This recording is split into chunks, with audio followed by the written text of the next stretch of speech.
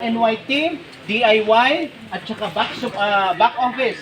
So dito, orientation, plenary. Saan kayo unang mountain hug? Magpaiwan kayo dito. Okay. Dito kayo kay Noel. And afterwards, ang station 2 nyo is Tabing Ilog. 20 minutes. 20 minutes. Ang after nyo dito, sunod na station is yung Ten Commandments. 40 yan na, 40 minutes yan. Ano yung sabihin ng black? This black is basically yung ating route papunta doon. Yung red is pabalik na to.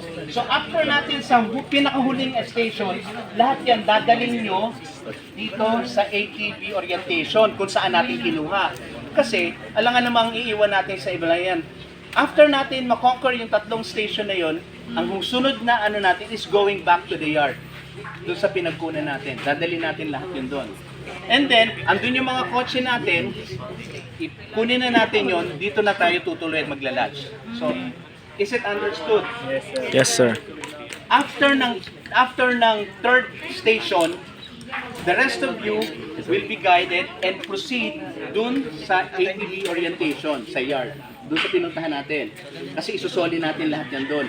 And since nandun lahat yung mga sasakyan natin, doon yung nakukunin yung sasakyan, on the way papunta dito para sa ating lunch. So then basically our lunch would be a late kasi nga mga around 2:30 na siguro yung tinitingnan natin. Yup, 2 to but 2:30. sa second station, merong light snack sa second Yes. station.